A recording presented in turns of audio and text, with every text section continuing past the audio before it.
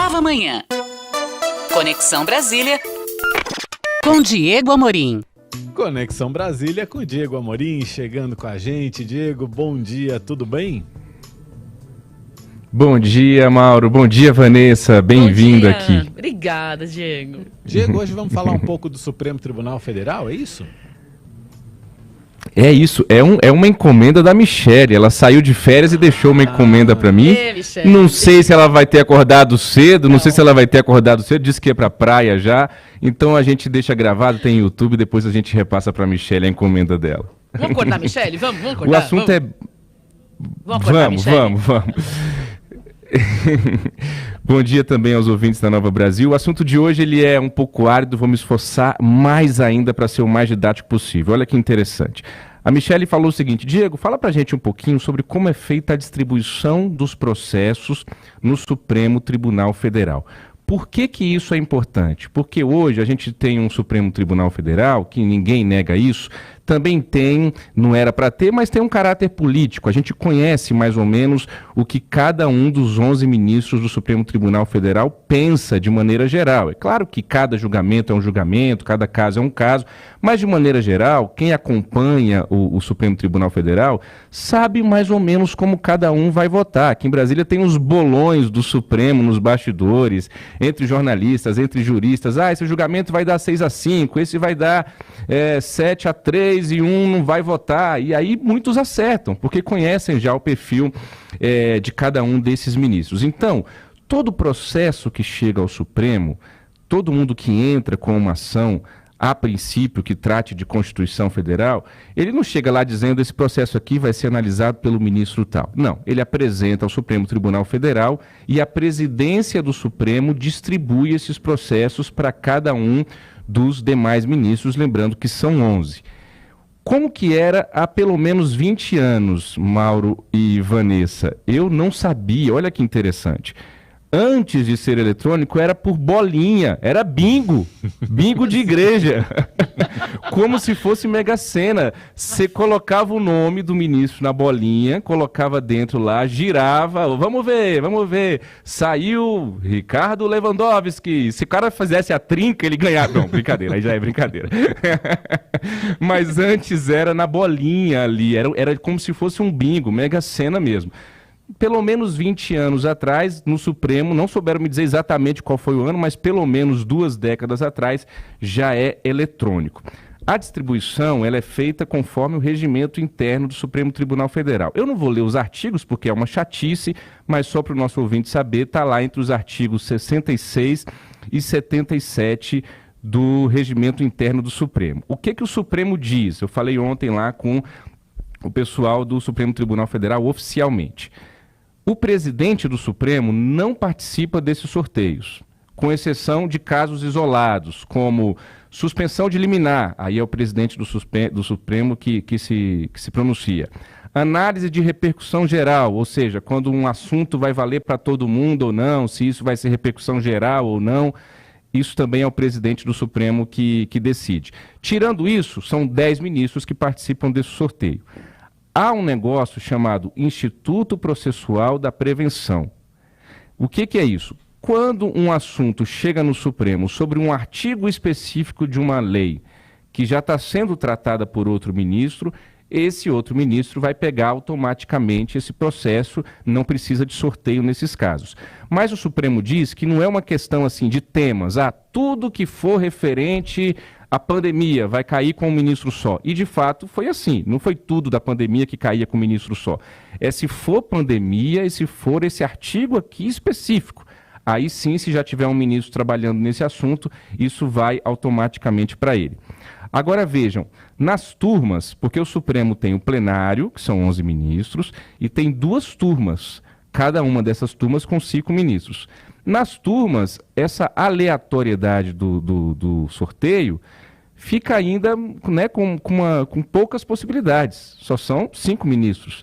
Então, o Supremo Tribunal Federal reconhece e admite que as defesas, os advogados, as partes que acionam o Supremo, tentam sim escolher o ministro que vai analisar o caso.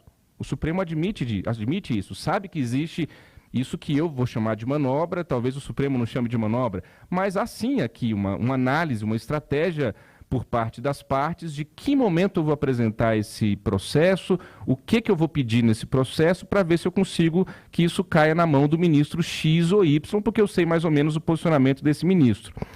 Então, existe isso. Agora, eu trago uma notícia que eu não vi em lugar algum, talvez seja aqui uma novidade, um furo jornalístico, como a gente chama, para o ouvinte do Nova Manhã.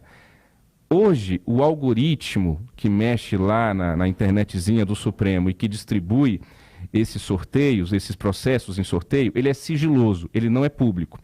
Mas ontem eu recebi a informação oficial do Supremo que existe uma comissão que está trabalhando no Supremo Tribunal Federal para analisar a possibilidade de divulgação do código-fonte. Então, esse é sim um assunto que está sendo trabalhado no Supremo e há uma comissão instituída para tentar divulgar o código-fonte, ou seja, deixar mais transparente para a sociedade como que é feita a distribuição desses processos. Qual é o medo deles? Eles não sabem se isso vai dar certo ou não, se eles vão divulgar ou não, mas está sendo trabalhado e discutido. O medo é o Supremo ficar mais suscetível a ataques hackers. Porque se você divulga o código-fonte, eles têm medo lá. É uma coisa muito sensível. O que eu fiz, Vanessa e Mauro e ouvintes do Nova Manhã? Eu ouvi um monte de gente do meio judiciário para saber se isso é uma polêmica mesmo ou não. Para se falar de Supremo, todos pedem reserva, não tem jeito. Ninguém vai ficar falando publicamente do Supremo Tribunal Federal, com exceção de um ou outro, e esses, alguns foram até presos recentemente. Então ninguém quer falar do Supremo publicamente, não é todo mundo que tem esse estofo. Mas eu ouvi 2 ex-ministros de Tribunal Superior. Eu vou ser bem breve. Um deles disse o seguinte: há o interesse de alguns segmentos políticos de desacreditar o Supremo. Não existe polêmica alguma. Isso faz parte de uma campanha de descrédito contra o Supremo, isso já é do jogo eleitoral. O que acontece é o seguinte: eu estou torcendo para cair com tal ministro, então cai. Isso é coisa do ocaso. Essa é a opinião de um ex-ministro. Um segundo ex-ministro que eu ouvi: isso é uma coisa que a gente nem pergunta, a transparência do sorteio desses processos. Mas incomoda sim, Diego. Tem muita boca miúda sobre isso. Sabemos que determinado ministro vai ficar fora da distribuição porque ele está com um número de processos X. E isso é verdade. O Supremo Tribunal Federal me informou também oficialmente que o algoritmo que faz o sorteio da distribuição dos processos, ele leva em conta quantos processos cada ministro já tem. Então as partes ficam acompanhando, esse ministro aqui já pegou muito processo esse mês, então ele tem menos chance de cair para ele nesse mês ainda. E tem outra coisa, dos 11 ministros do Supremo, 3 acumulam também o TSE, o Tribunal Superior Eleitoral. Então 3 ministros do TSE são também ministros do Supremo. E olha que interessante, eu também não sabia. Esses ministros, como eles já têm 2 trabalhos acumulados aí, eles também têm menos chance de pegarem processos pelo algoritmo do Supremo Tribunal Federal. Eu também ouvi um procurador do Ministério Público que me disse o seguinte: o problema é que muitas vezes esses critérios não são tão transparentes. Há uma forçação do critério do Instituto da Prevenção, que é aquela história de, se já tem um assunto sendo tratado no Supremo nesse sentido, esse processo vai automaticamente para aquele ministro. E aí esse procurador falou: a verdade é que a gente não tem muito acesso, mas não fala muito isso publicamente. Teoricamente, o sorteio é para ser randômico, ou seja, aleatório, mas acredito que há sim uma margem para ajustes. Essa é a opinião de um procurador do Ministério Público. Um representante de uma entidade de um Ministério Público me disse o seguinte: existe polêmica sim, Diego, porque esse é um sistema muito antigo. A gente brinca no meio jurídico que tem um duende embaixo do computador do Supremo. Aí ele diz: alguém tem prova de algo? Não. Tenho cabelos brancos suficientes para não acreditar em teoria conspiratória. Se tivesse algo errado, isso já teria sido vazado depois de tanto tempo. Mas que tem alguma coisa naquele algoritmo, tem. Foi o que me disse um representante de uma entidade do Ministério Público. E para finalizar, eu ouvi 2 advogados de peso. Um ligado ao governo Bolsonaro, ou seja, eu tentei ouvir gente de todos os lados para tentar ver uma visão bem global, e outro, um advogado que cuida só de causas internacionais no Supremo. Um deles, o ligado ao Bolsonaro, me disse: Diego, isso é sorteio aleatório, pare de coisa, não existe polêmica, isso é coisa de quem quer desacreditar o Supremo.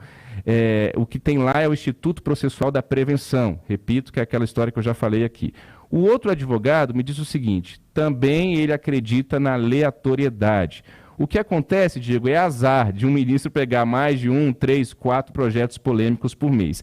E ele me finaliza dizendo o seguinte: processos contra o Bolsonaro, por exemplo. Aí a pessoa pode falar: caiu com Alexandre de Moraes, tem alguma coisa aí. E ele me chamou a atenção: Diego, coloque no sistema do Supremo Bolsonaro e veja com quem estão processos relacionados ao Bolsonaro.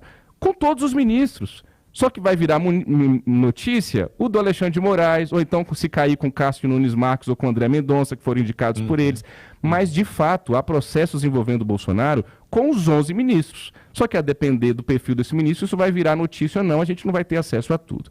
Enfim, esse é o contexto e toda a história. Lembrando, então, que eu trago esse pequeno furo hoje aqui de que existe uma comissão do Supremo trabalhando a possibilidade de tornar mais transparente essa questão da distribuição dos processos no Supremo. Mauro e Vanessa. Que aula, hein? Muito bom, Diego. Muito obrigado aí por toda essa explicação, pelo furo também. E, claro, quanto mais transparência, melhor. Né? Quanto mais transparência, melhor. Mas, assim, ficou muito, muito bem explicado e todos os lados da história aí contemplados. Diego, muito obrigado por hoje. Até amanhã. Maravilha. Até amanhã, Diego. Obrigado, até amanhã. Bom dia, tchau, tchau. Bom dia.